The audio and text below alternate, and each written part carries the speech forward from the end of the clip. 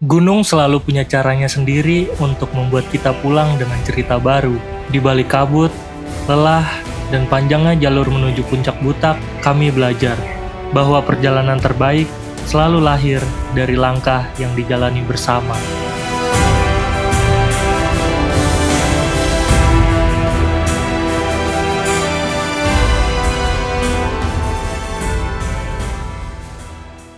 Langkah kami mulai dari pintu rimba.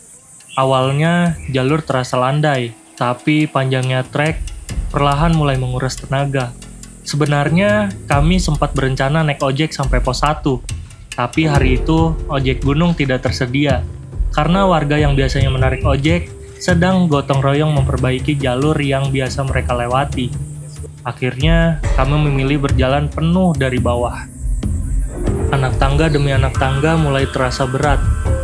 Sementara suara tonggeret dari hutan pegunungan terus menemani langkah kami sepanjang jalur. Belum juga masuk trek yang benar-benar menanjak, nafas sudah mulai tak beraturan. Hampir 50 menit berjalan, kami hanya berhenti sejenak di ketinggian 1500-an mdpl.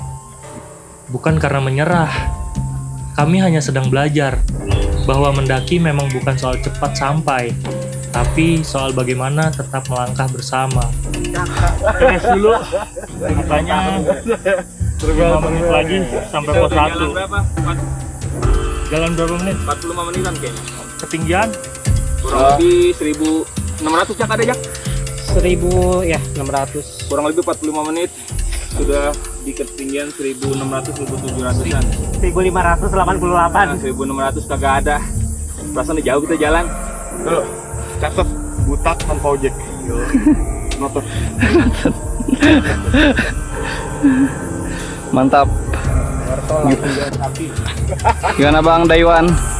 Mantap. Dari sini lanjut Arjuna. Mencari cinta.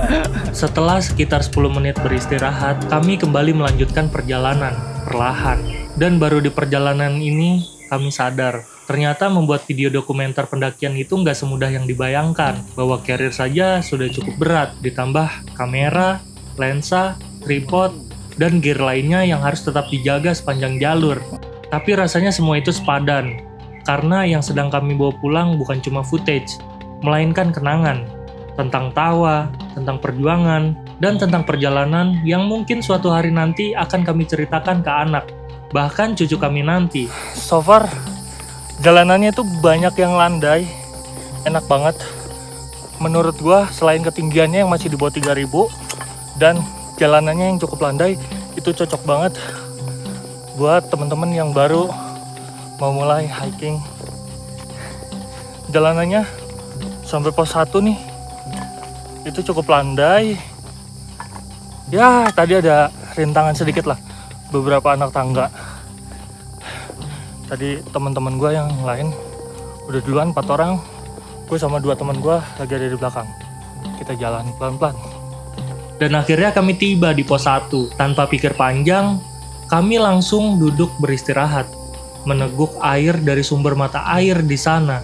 Sementara candaan demi candaan mulai terdengar lagi, pelan-pelan menghilangkan rasa lelah yang sejak tadi kami bawa di pundak. Geri banyak. Ger, cemilan di lu banyak kan? Ini gampang nggak? Cepat berangkat ya. Kawan yang lain ngerokok, maksud saya enggak.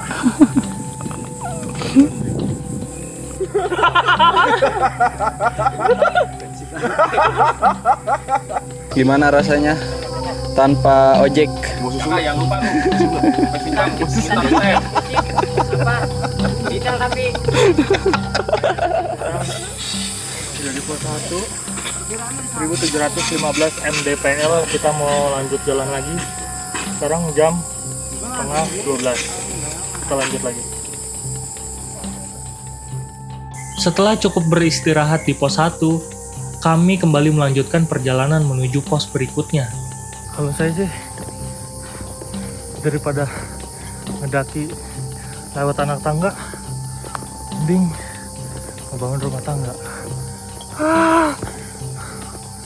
Enggak kawan-kawan, tapi jujur emang kalau naikin anak tangga itu lebih capek karena paha kita tuh hampir setara dengan dada kita naiknya, dan itu nyiksa banget. Tapi apapun itu kita tetap harus nikmatin, harus jalanin walaupun perlahan tapi tercapai sampai tujuan. Baru sekitar 15 menit berjalan, jalur langsung menyambut kami dengan tanjakan PHP 1. Katanya ada 2 tanjakan yang paling diingat pendaki di jalur ini, PHP 1 dan PHP 2. Dan ternyata nama itu bukan sekedar candaan. Karena di tanjakan seperti ini, mental dan fisik benar-benar diuji.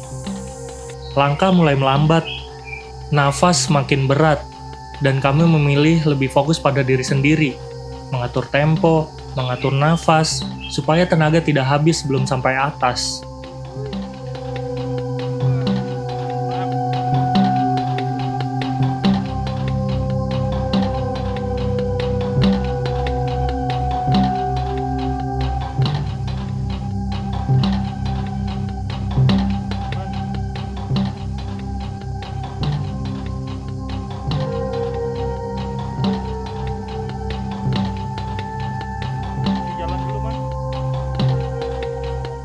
Sesekali kami berhenti, menoleh ke bawah, lalu kembali melangkah pelan.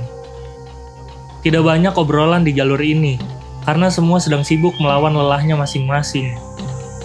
Mana? Mantap sih. Namanya tanjakan PHP. Real PHP ya? Kalau dipikir-pikir ya, kenapa kita naik gunung? Padahal kan yang pusing otak, ya kan, kenapa yang disiksa kaki? Yang pusing otak. Kenapa? Coba Anda temukan sendiri jawabannya. Coba kolom komentar tolong.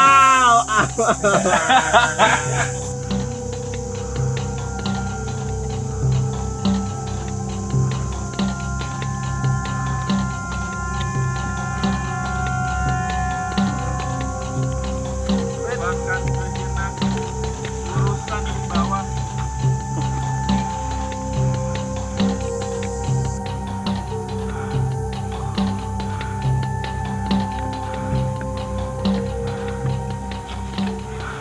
Kita nggak dikasih ampun Der sama sekali Der. Tanjakan PHP 1 sampai tanjakan PHP 2 Der. Mantep Der. Nah, tanjakan PHP 2 tuh ke atas sana. Gils.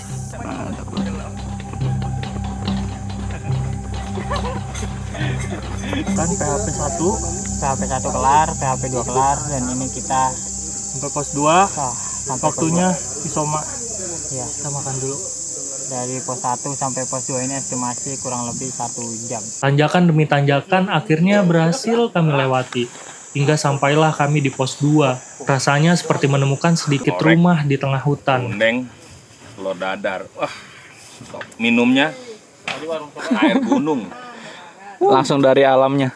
Carrier langsung diturunkan, sepatu mulai dibuka, dan makan siang sederhana yang kami bungkus dari warung Mbak Indah terasa lebih nikmat dari biasanya. Di tengah dingin dan rasa lelah, kami juga menyempatkan diri untuk sholat. Karena sejauh apapun perjalanan, gunung bukanlah alasan untuk meninggalkan sholat bagi mereka yang menjalankannya.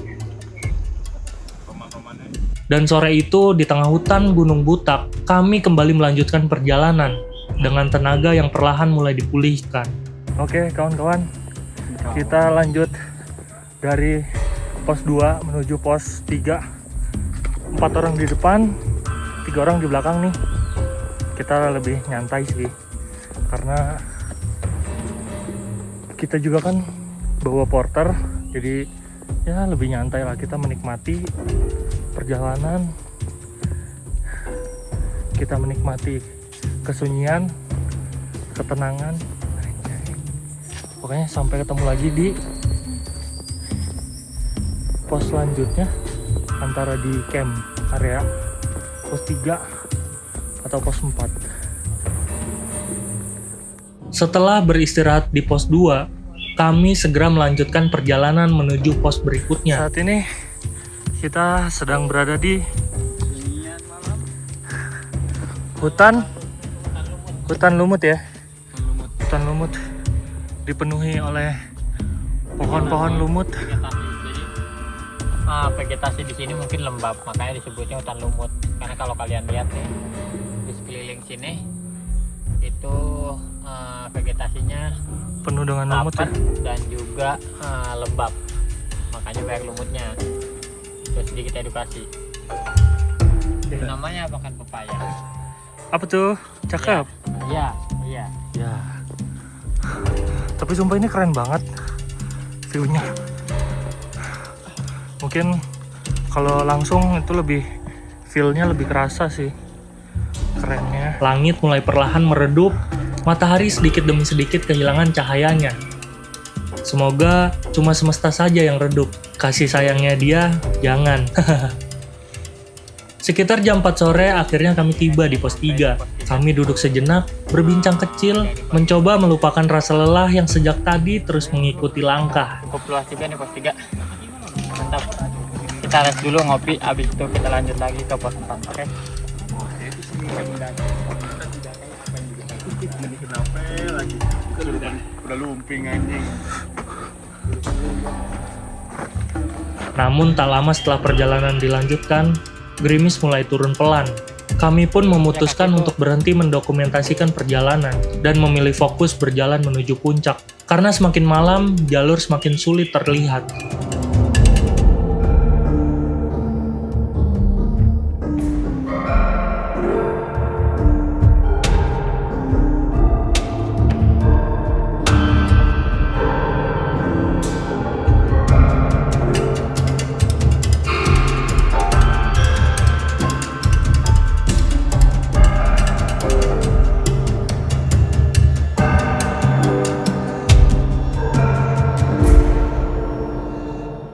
Sekitar jam 6 sore, langit butak benar-benar gelap. Matahari di Jawa Timur tenggelam lebih cepat, menyisakan dingin dan jalur sempit yang cukup menguji fokus. Di sebelah kanan, jurang mulai samar terlihat.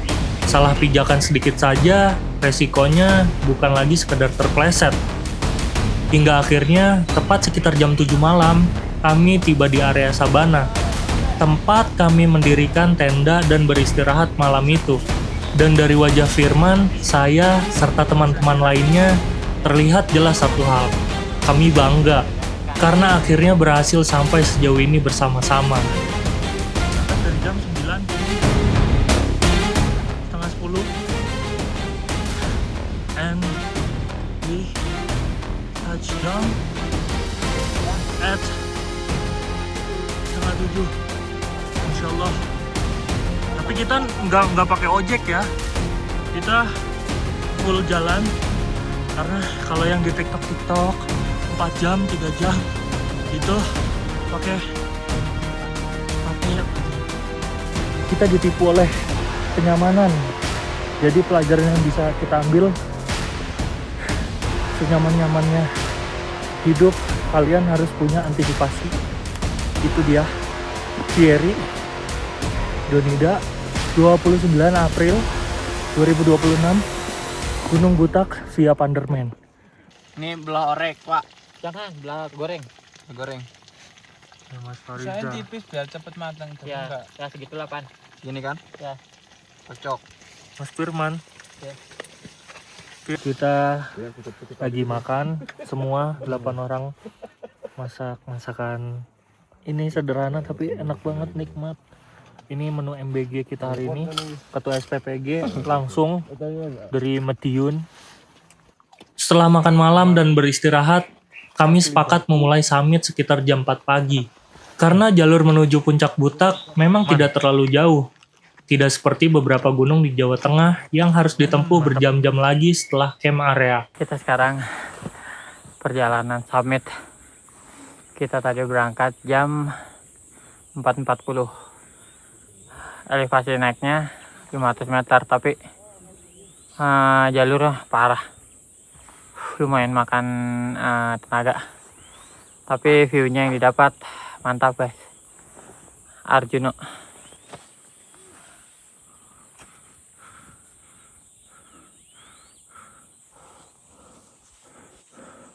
Ya, jadi teman-teman kita sebagian udah ada yang di atas duluan.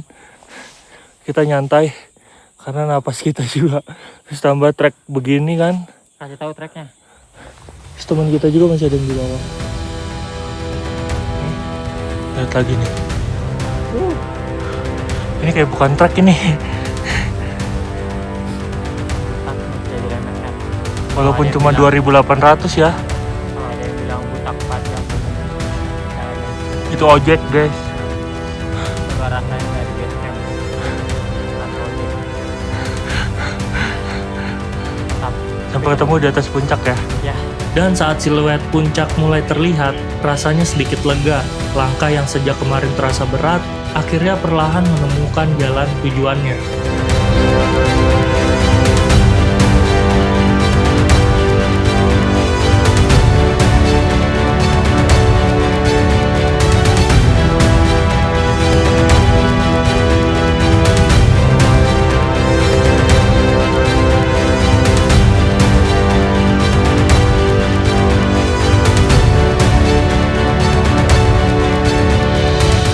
Tapi ternyata alam selalu punya rencana lain. Kami tidak mendapatkan lautan awan. Bahkan kabut sempat menyelimuti area puncak. Dan di momen itu kami sadar. Memang benar kata pepatah, jangan terlalu tinggi berharap. Karena semakin tinggi harapan, jatuhnya bisa semakin sakit. Tapi tak apa, karena sejatinya sampai sejauh ini saja sudah lebih dari cukup untuk disyukuri. Seperti dalam Quran Surat Ibrahim ayat 7, jika kamu bersyukur, niscaya aku akan menambah nikmat kepadamu.